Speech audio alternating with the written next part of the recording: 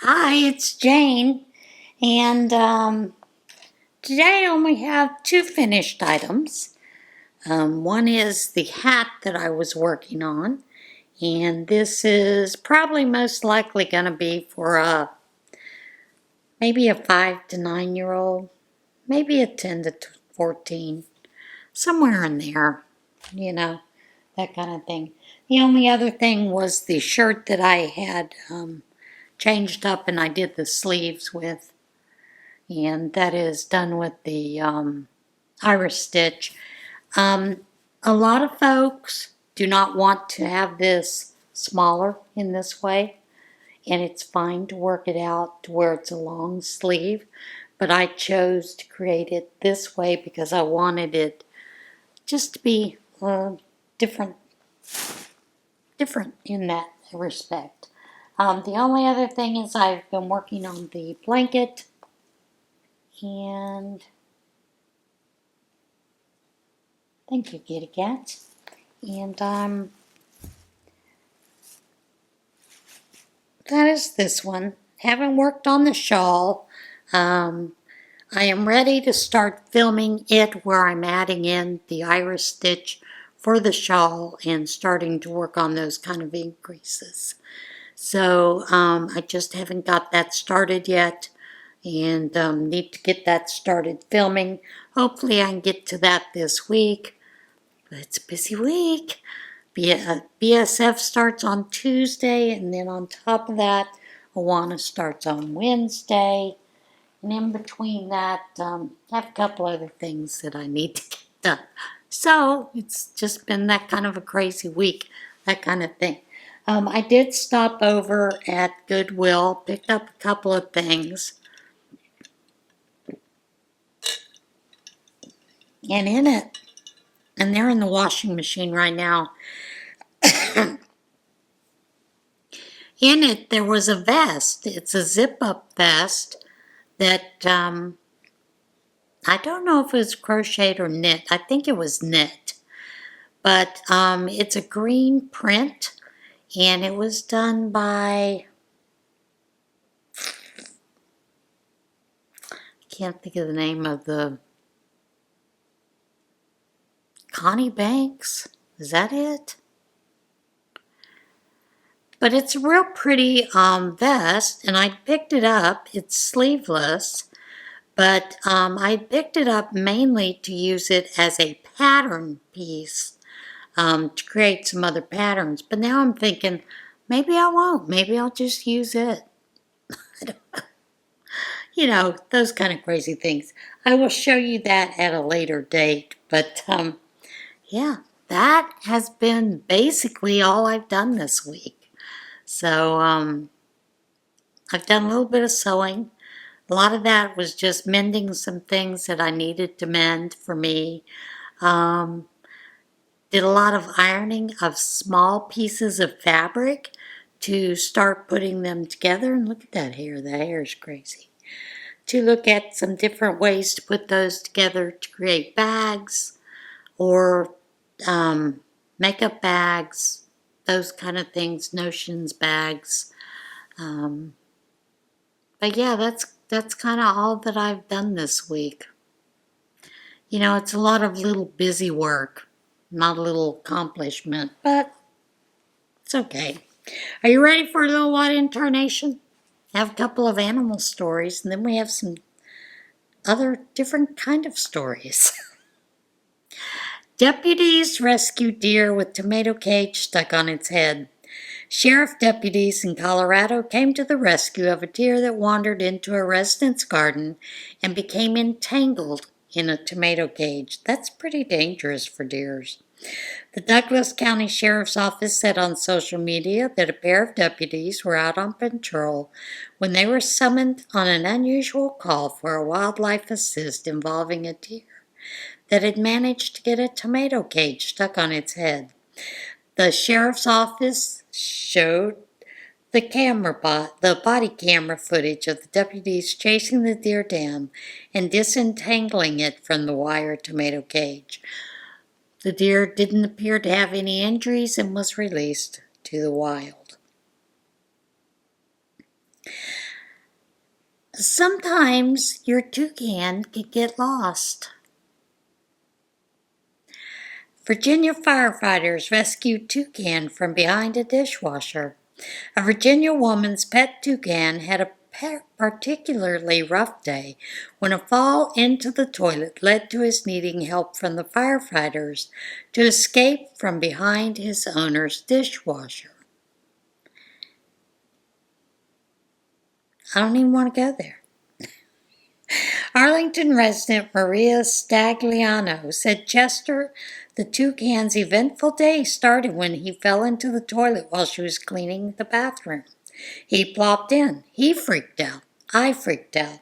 I picked him up, scooped him, brought him into the sink and started rinsing him off to make sure he was clean. Okay, that makes sense. I was trying to figure out why she had a dishwasher right next to a toilet. Stagliano wrote on the at Chester, the toucan Instagram account, "Oh, the bird is not fond of forced baths and fled the sink before she could dry him off. Next thing I know, I'm like, where the heck did Chester go? He disappeared into thin air." She soon discovered Chester was behind her dishwasher, where she couldn't reach. She was worried that he might find a roach or rat poison behind the appliance, and she found she couldn't disassemble it without help. Her building's maintenance department determined the situation did not qualify as an emergency, so she contacted the Arlington County Fire Department. Thanks to the quick and careful work of our firefighters, Chester was safely rescued without any injuries. Arlington County firefighter Jake Easton, a 19-year veteran, said the situation was a first for him. You see all these comments about them taking us away from service. They were not. This is our job. This is what we do. We help people, and I will also help birds whenever I have to, he said. Chester was not injured and has recovered from the stress of the situation. I am so grateful for my local fire department for being so kind and willing to assist me. As a very overprotective pet owner, their kindness during my time of stress meant everything. This isn't the typical cat stuck in a tree scenarios, but I'm sure it's a call they'll remember, she said, and I'm sure they will. Okay? Student's lost wallet found behind school wall 51 years later.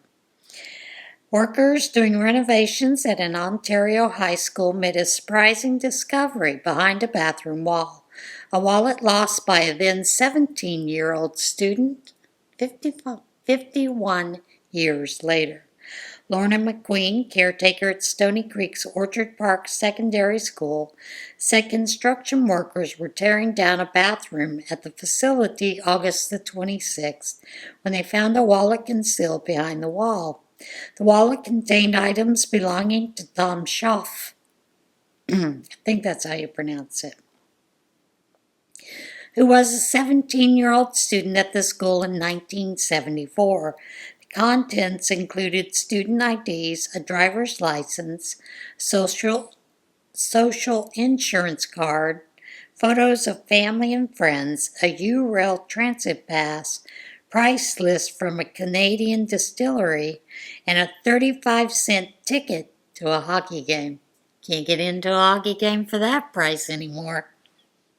To find something like that and see things from before we were even born is pretty cool, McQueen told the Hamilton inspector. We thought we've got to find this guy and give it back to him. After 50 years, he's going to want it. McQueen said her team were able to contact the now 67-year-old Schaff on Facebook. Initially, he said, I thought it was a prank because they're saying there's a social insurance card and a birth certificate in there, and I thought, well, I already have those things.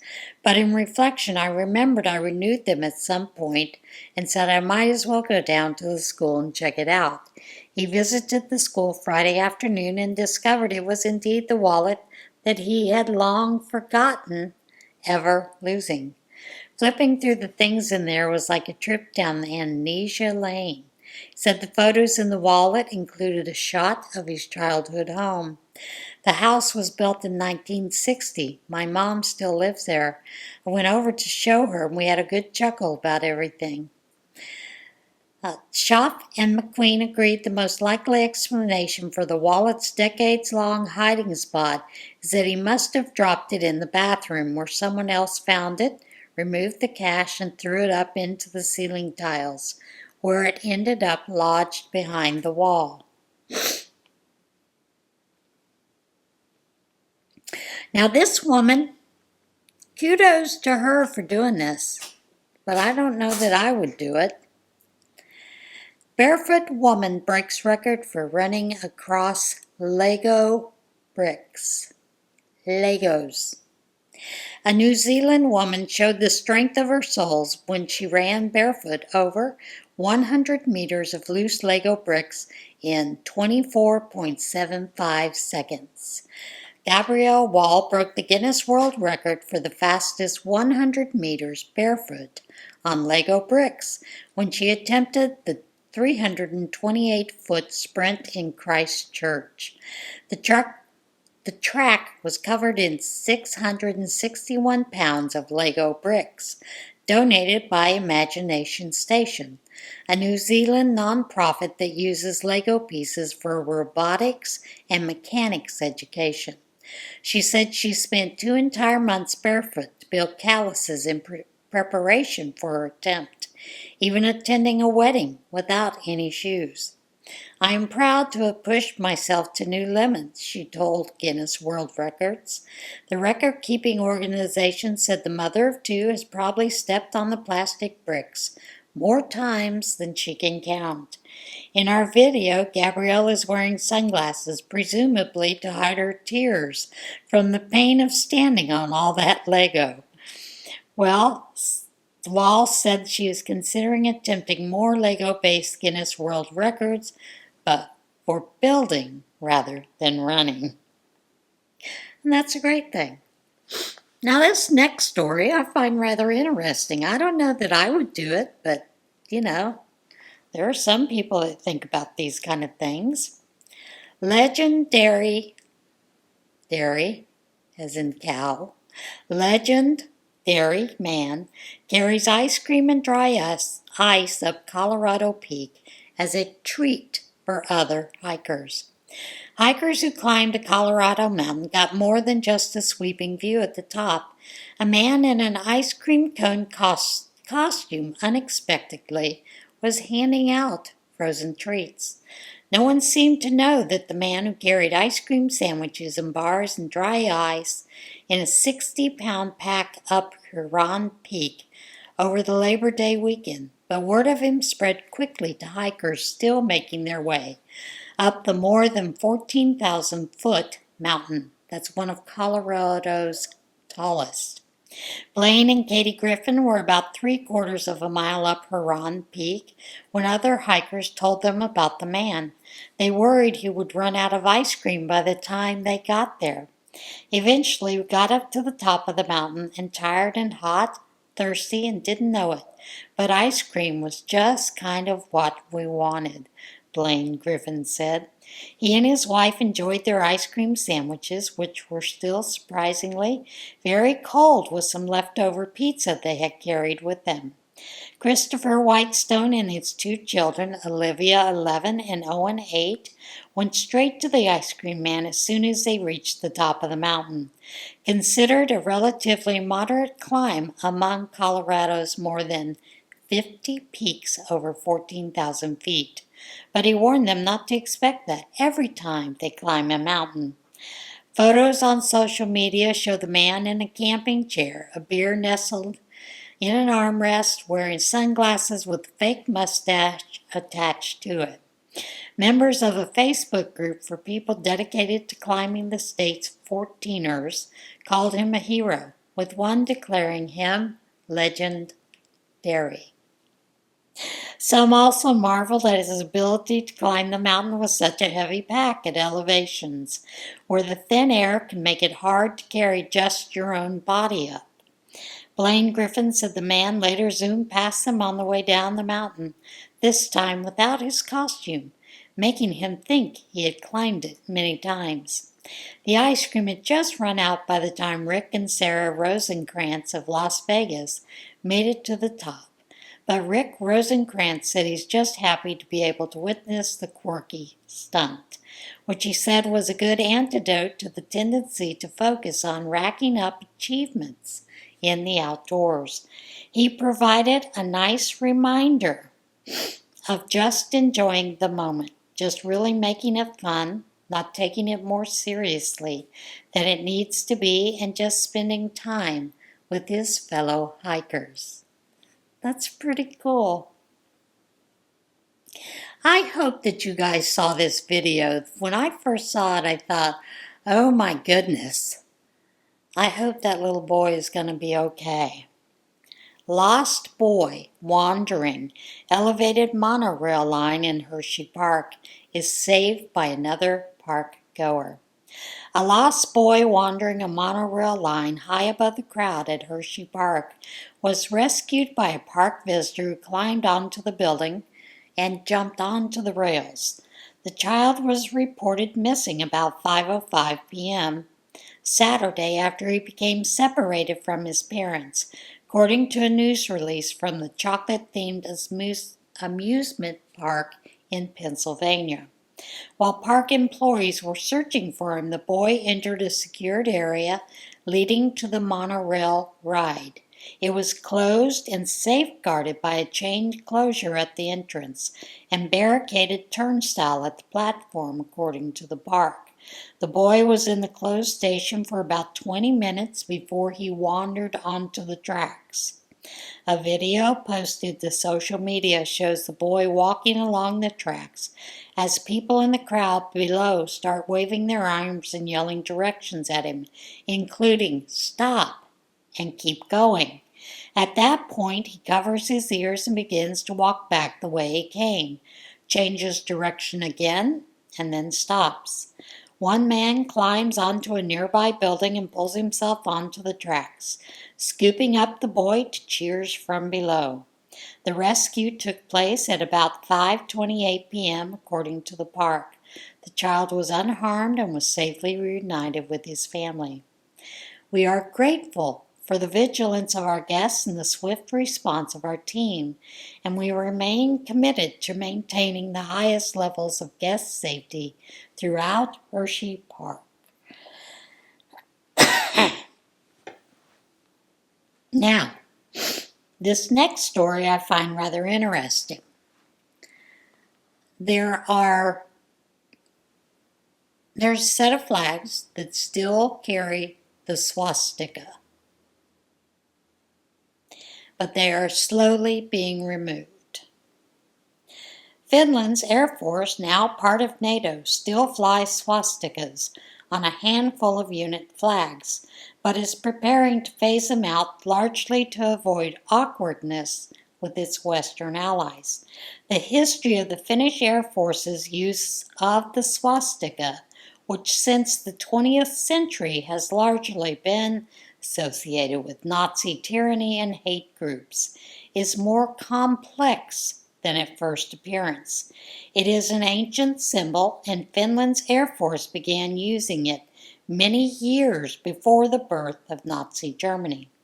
Change has been underway for years. A swastika logo was quietly pulled off the Air Force Command's unit emblem a few years ago, but swastikas have remained on some Finnish Air Force flags, raising eyebrows among NATO allies, tourists, and other foreigners who spot them at military events.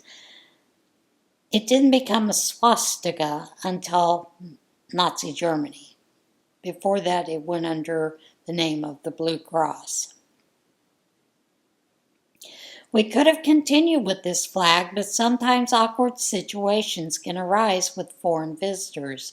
It may be wise to live with the times, Colonel Tommy Bohm, the new head of Karelia Air Wing Air Defense Force, was quoted as saying in a report Thursday by the public broadcaster YLE. A bad look for a new NATO member. The Defense Forces, in an email to the Associated Press on Friday, said a plan to renew the Air Force unit flags was launched in 2023, the year Finland joined NATO, but said it was not linked to joining the alliance. The aim, it said, was to update the symbolism and emblems of the flags to better reflect the current identity of the Air Force. It referred to an article in Daily Helsingin Sanomat on Friday, which said the reason for the removal was the perception that the swastika has been an embarrassing symbol in international context.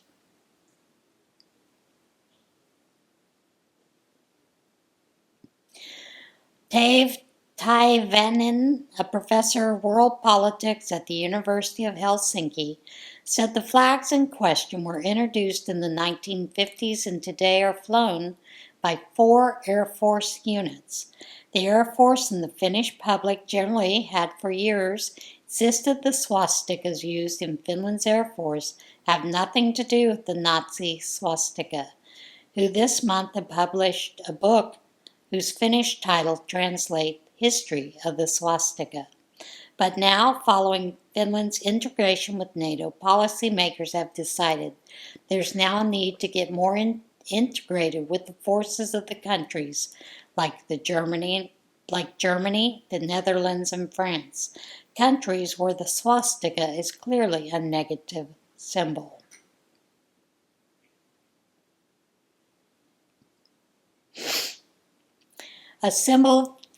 This was a symbol that was used for more than a century, more than 100 years. Finland's Air Force adopted the swastika emblem in 1918. Soon after the country gained its independence, after more than a century of Imperial Russian rule, Count Erich von Rosen of neighboring Sweden donated Finland's first military plane in 1918, which bore his personal symbol, the swastika. The Finnish Air Force soon after adopted a blue swastika on a white background as the national insignia on all its planes from 1918 to 1945. After the war, the imagery remained for decades on some Air Force unit flags and decorations as well as insignia on the Air Force Academy. But that doesn't mean, this is where he gets tricky, that there was no Nazi connection at all. Van Rosen, an aristocratic explorer and ethnographer, was the brother-in-law of Hermann Göring, a decorated World War I German fighter pilot who became an early Nazi Party member. Göring went on to lead Germany's Luftwaffe during World War II under Hitler. The Finnish Air Force stressed that its use of the symbol had no connection to Nazi Germany, although Finland entered into a reluctant alliance with the Third Reich during World War II. New flags featuring an eagle will be published when the work has been completed, and the flags are introduced into use for events like parades and local ceremonies. The Defense Forces said without saying when that would happen.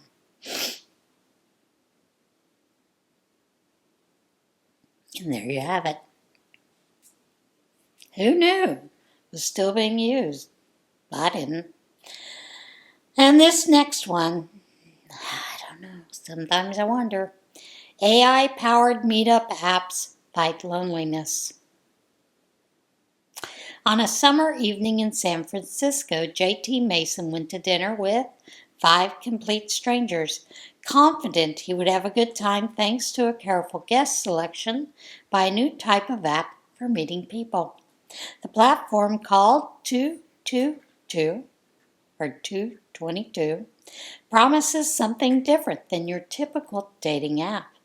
I'm not getting the image that they want people to see. I'm getting the actual human being, said the 25-year-old paramedic. Before the evening, Mason completed a lengthy questionnaire covering his values, interests, drug tolerance, character traits, and other personal criteria. After dinner, he joined other app users in a private Art Deco bar, all hoping to meet potential friends or perhaps find something more. Once connections are made, everyone has the opportunity to tell the app which people they'd like to see again or not, and explain why. According to 222, the app's artificial intelligence becomes particularly effective at matching users after they participate in several events, from dinners to yoga sessions to improved classes. We changed the battery. As far as AI getting to the point of understanding human chemistry, I think they're pretty far off, Mason observed, but said he thinks it can serve as a first step in getting us to the table to try to create that connection. Predicting compatibility between strangers using AI has become the obsession of Kenyan Kazamayan and his co-founders at 222, which now operates in several major cities from London to Los Angeles. Now, I don't know if I would go that far. Let me straighten this up. For some reason, you guys got blurry there. All right, the 26-year-old entrepreneur hopes to help people not only form initial connections and get to the next interaction, but help people who already know each other form long-lasting relationships. After working at Match Group, the parent company of Tinder and Hinge, he concluded that traditional dating apps only seek one thing. Are you going to swipe right on the next person? Most new technologies are actually placing people not with other humans, but with virtual entities, he said, referring to social media and AI assistants. The growing difficulties individuals face in forming meaningful connections have alarmed health professionals. In 2017, the U.S. Surgeon General Vivek Murthy described a loneliness epidemic. In 2023, he warned that the mortality impact of being socially disconnected is similar to that caused by smoking up to 15 cigarettes a day and even greater than associated with obesity and physical inactivity. That's fine. That's interesting. The causes, according to various studies, include the gradual disappearance of traditional socializing institutions, addictive digital platforms, yep, and more recently, the pandemic and remote work, emotionally challenging. When Isabella Epstein moved to New York in 2021 to work at an investment bank, she tried everything to build connections. Fresh out of a small university in rural Vermont and accustomed to close-knit communities, she experimented with apps and joined clubs, all in vain. It was an enormously challenging period for me, she said. I ended up approaching strangers on the street at coffee shops. I would say to a woman, "I love your outfit," or stop someone and ask, "What are you reading?" People were very positively receptive. Over time, the young woman accumulated hundreds of contacts. She began organizing impromptu events, inviting some to happy hours, others to pickleball games, and gradually created her own circle of friends. Passionate about solving this widespread problem, she quit her job and launched Kindred. The app targets New York women under 40, allowing its roughly 10,000 users to suggest activities and find partners for them. Other services similar to 222 and Kindred have emerged in recent years, including Time Left, Plots, and Real Roots. The positive side of these apps is that their business model doesn't rely on time spent online. It is in their interest for people to meet in real life.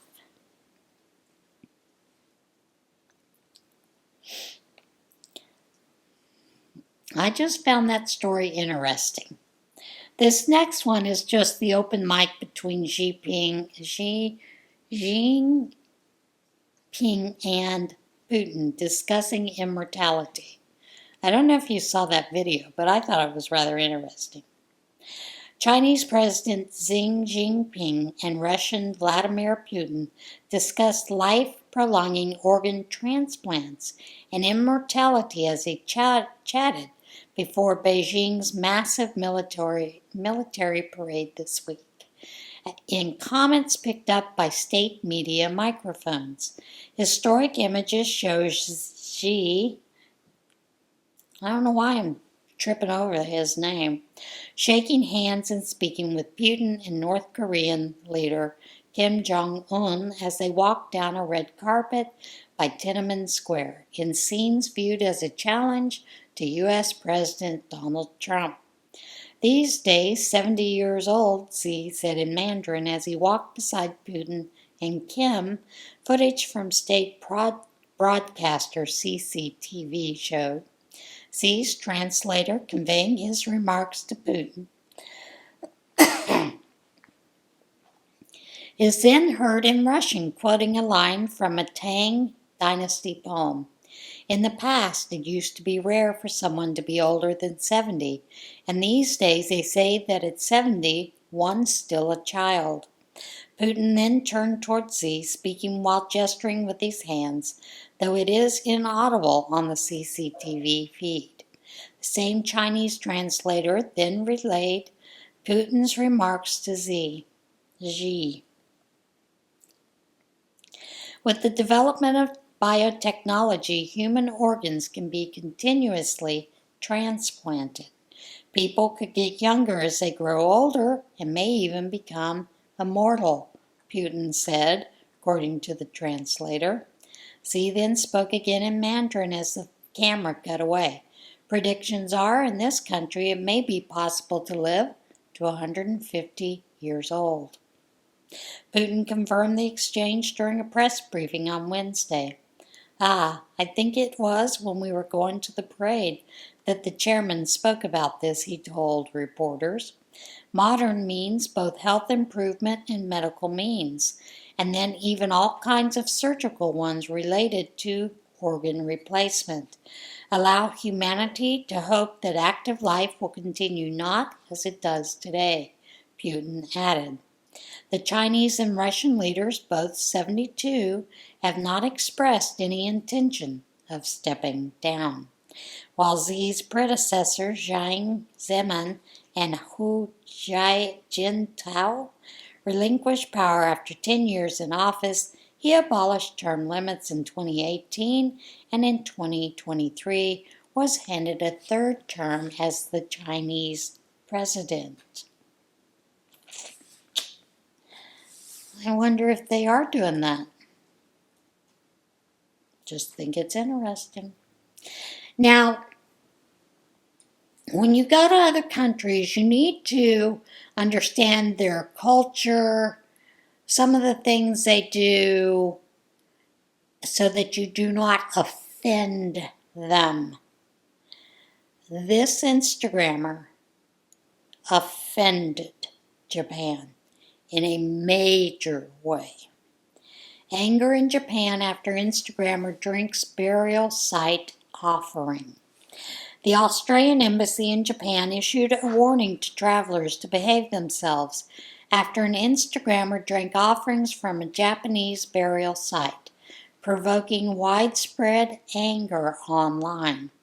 In the most recent example of fame-seeking foreigners riling locals, Loki Jones, I think that's how you pronounce his name, reportedly an Australian tourist, posted a clip of himself swigging from a can placed on a headstone as an offering.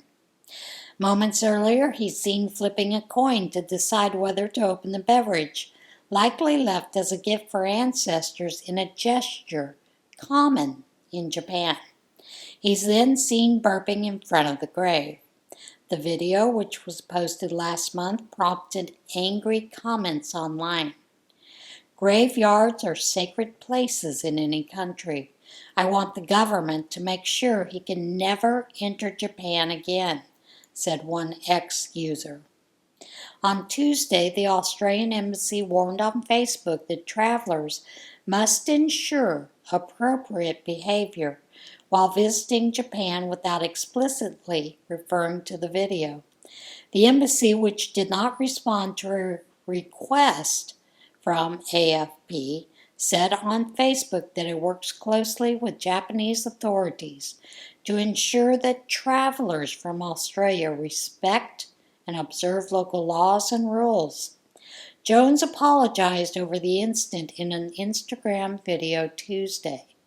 The incident comes after a YouTuber with 2.4 million subscribers known as Vidius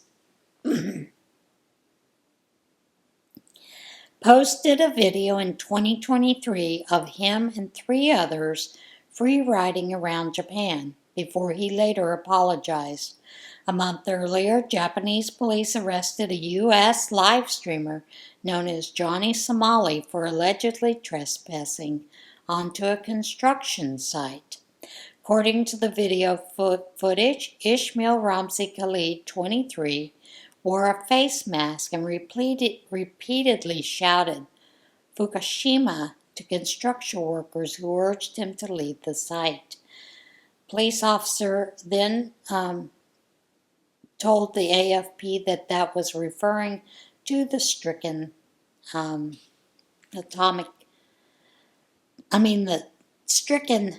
nuclear power plant. And if you remember, there was a big meltdown.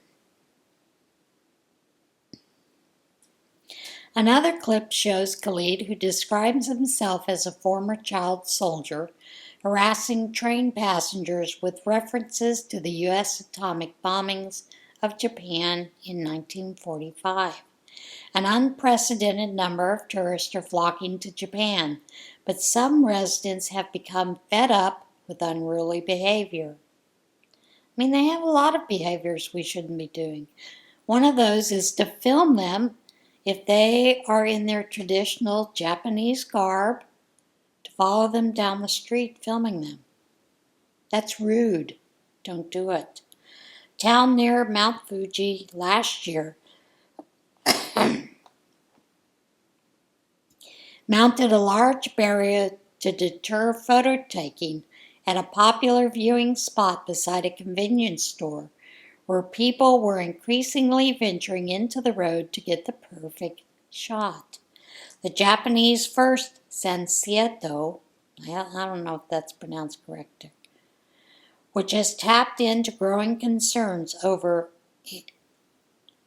tourism and immigration, made strong gains in the upper house election this year.